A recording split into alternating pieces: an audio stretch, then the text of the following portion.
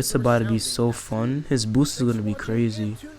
Maybe like I'm hoping it's not just like I was in a club, they see me in a pub anyway. She saw me like a beacon, brighter than a light, and she was tweaking, running through the streets want me.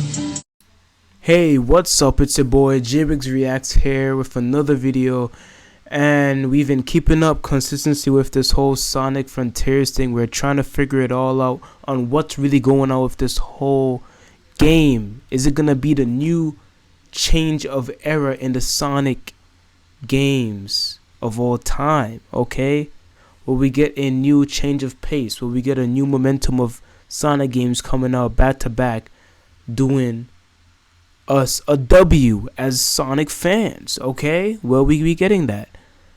We got two Sonic movies that came back to back with some fire, with some heat. Let's see some games come with some heat too, you feel me? And let's see some America's cartoons. Let's see some cartoons, all that, I might not be there for that one because sometimes they're more catered for kids, but let's get this going. I also have two more channels.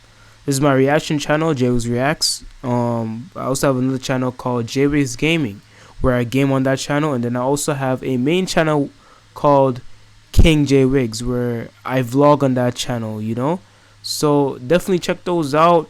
I'll see if I can put those in the description. But yeah, let's get right into it. So the first impression, hands-on, Sonic Frontiers. I'm gonna have to turn this up a little bit. Sonic's done a lot in 30 years. He's been a pioneer of the high-speed 2D platformer. Pioneer. Athlete, By the way, I'm not really a fan of the 2D. Oh yeah, Smash was lit. But if you really look at it, Sonic be everywhere, bro. Sonic really do be everywhere. Like, I'm just saying, Sonic really do be everywhere. Be one of the first people outside of Sonic Team to go hands-on with Sonic Frontiers, and let me just say, if you're worried about how the blue blur will fare in this unfamiliar genre, well, I think Crush 40 probably put it best. Open your heart. It's gonna be alright.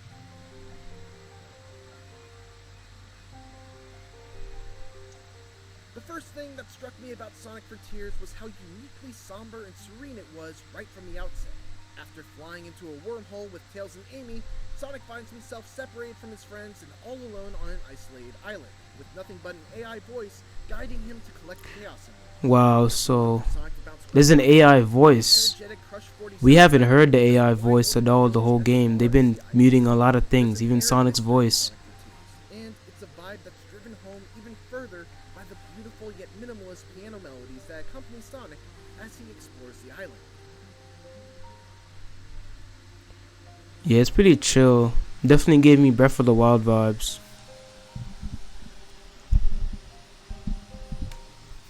All of this is a very intentional choice. I asked Sonic Team head Takashi Iizuka to describe how the tone of Sonic Frontiers differs from previous Sonic games, and he said past games in the Sonic series have taken different tones depending on their stories and themes. This time, these mysterious islands are the game's major setting. That's why our artists have worked hard to create a mysterious mood. Of course, the big new change in Sonic Frontiers is the shift from purely linear levels to a huge open world where Sonic can freely run in any direction. But so the big changes from levels to open world. Sonic Frontiers gameplay, instead referring to its style as being open zone. Open world games. So this is really like an open. Oh wow! It literally says games like Zelda. So they're not even hiding it. The core here is a 3D action game. Our basic idea was to have that take place in open space. What sets Sonic So then how big is this world? And is there going to be different biomes? Having played Sonic Frontiers for about 4 hours, it's easy to see what Iizuka-san means. Sonic Frontiers is Bro, imagine the upgradable speed you can get. Like, you could keep upgrading it to the point where, like, the boost is, like, so fast. Like, that would be crazy. Or a speed ramp that sets you on a completely different path leading to some other collectible or reward, or a line of rings that you can lightspeed dash into. Essentially, they've taken that core appeal of Now, yeah, you just gotta explore until you find something to do. to the main one and applied that to these giant non-linear open zones. One thing that has to be noted is that very few of these elements are built into the environmental design, meaning that rails, platforms, boost rings, and so on are just inexplicably floating in the air all around, which isn't totally unusual for a Sonic game, but it feels especially jarring in Frontiers in particular because of the frequent and sudden pop-in of these objects and the otherwise very naturalistic art style. Of course, it's worth emphasizing that this gameplay and the version that I played were from an early build, but this is definitely an area that I would hope to see improvement in the final version. Beyond that, there are also a wide variety of puzzles. Yeah, the puzzles, I've seen those. They were like linear puzzles, not too bad. Most of these are very simple, requiring you to orient the statue the correct way, quickly hop back and forth. That's a new image right there. Sidestepping onto the puzzle. And he has like a new speed force thing. That once it like interloops, it unleashes like speed force energy that clashes the area that's within the circle. I like the water details. A lot of games, they're a little iffy on the water. Oh yeah, Sonic Forces, okay. Not really liked too well because it's too easy. You know, but I do like this. Like, you know, the level base of Sonic itself is a little like iffy to me. Like, you know, going from level to level, like I would like to like travel to the places, but this, I don't think this is gonna be that kind of game where you travel to the course itself. Like the map is the course, and I think that's cool. It's interesting. It's a new take. One of the things I really appreciate about the combat from what I played, and that animation's cool. Super detailed air kicks, and I like this monster so much because it reminds me of Legend of Zelda. I mentioned that so much time. So you don't get hit by the blades. But if you do that, the window to damage him is small. To increase that window, you can either parry the blades and knock them away right before they hit you, or you can even use Sonic's side loop ability to encircle the enemy, which causes the shell to go flying upwards. Yeah, pretty much. But he seems like he likes the game. Enemies will reward you with EXP that you can use to purchase new skills from a skill tree, which gives Sonic Frontiers a really nice feeling of power progression, even in just the relatively short amount of time that I played. Some of the later skills that you can get are just unbelievably cool, and it's super satisfying to see Sonic Team experiment with different ways that Sonic can attack enemies beyond just spins, jumps, and bumps. In addition to these smaller enemies, there are also a handful of enormous world bosses that I had to contend with. These are near Shadow of the Colossus-esque in their scale, with one in particular against a beast named Asura, requiring Sonic to bait the Titan to slam the ground and then boost up its arm in order to reach the weak spots on its head. It's an ambitious boss battle, far beyond anything I've seen in the Sonic series to date, but it's also the part of the game that needs the most work. Far too often I'd fly off the boss's arm without knowing why, or I'd get to the top and for some reason lack the momentum needed to actually reach the head. Sonic must hunt down and defeat these bosses in order to collect portal gears. Oh yeah, that's definitely a new part right there. Climbing up the side, running up the side. People were saying, oh, he can't run up the Colossus Titan thing. Like being the level under a certain time, collecting all the red rings, and so on, with each goal rewarding you with a vault key, which are needed to unlock the coveted chaos. He's actually explaining a lot of things. Like, he's saying certain things are time-based to where you have to do it to get certain things rewards. Step forward for the Sonic series into uncharted territory, and based on my time with it, Sonic Team seems. He said 4 hours. There's certainly still work to be done before it's released during the holiday season. There's a lot of distracting pop-in, there's a fair amount of bugs still left to be squashed, and the big boss fights could do with some tweaking. Trying to get some gear pieces for the upgrades.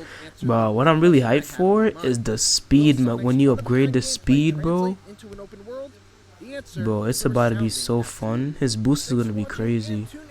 Maybe like, I'm hoping it's not just like you upgrade the boost is like how long you can keep the boost on. I would like it to be like you could maybe increase the boost. Maybe there could be like increase the boost length of how long it lasts, and when you use the boost, and you could also have another section where you could increase the boost speed. Or maybe you increase the boost length, and then like your standard speed is like increase that too. That'd be sick. Sonic's done a lot for gamers. But yeah, that's it Pioneer for the hands-on and first impression. He had a lot to say.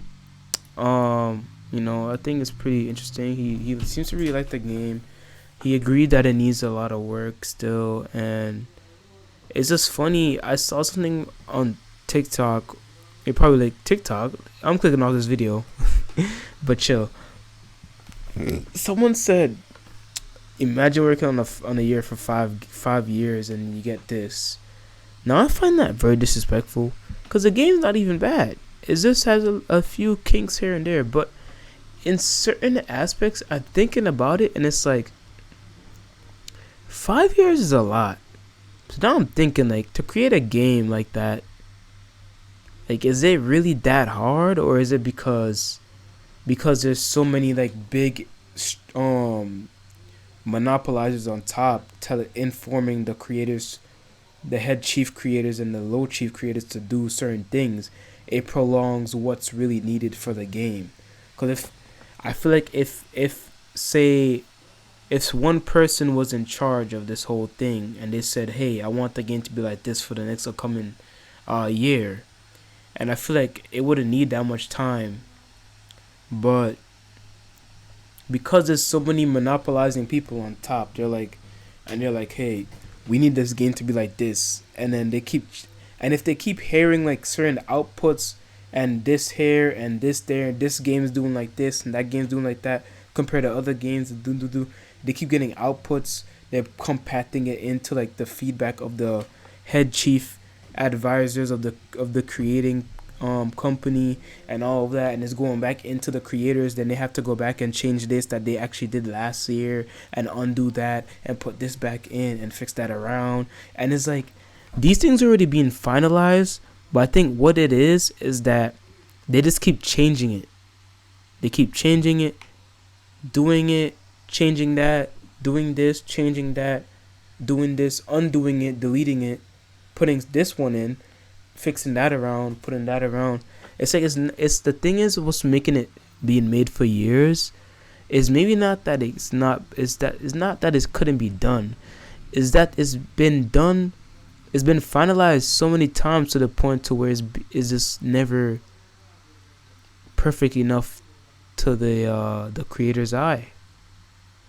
And then they also have to look at the business point of view of where the perfect time to launch this game. So I hope you have time with me, but I'm gonna luckily I remember I'm a fiend. I was gonna look up when Spider-Man PS4 came out.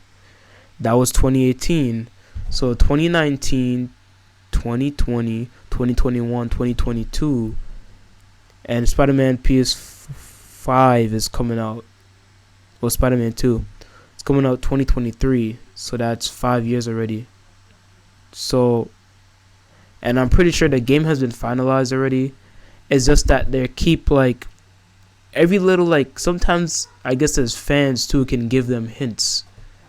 And they can see stuff from like even the games that come out this year. They can pick up a few things too that they didn't even know that they should have added in the game. So, that's the good thing about holding on to a game is that you can always add on whenever you feel like. Because think of it as like a college project. You can be done with a college project 2 weeks before the due date, but if your college advisor, like, say they revise it for you, that ninja could tell you, hey, I think you should add more to this section of your project, to the conclusion and all that, and it's like that. So I just respect for what they're doing, and I like this. I think this game will be pretty good, pretty interesting. What I'm interested in the most is how Super Sonic will play on the open world. It's not a make or break. I just find that very interesting. Like, I wonder, this dude Super Sonic is just gonna be flying around the map. It's gonna look pretty sick, and he's glowing and stuff.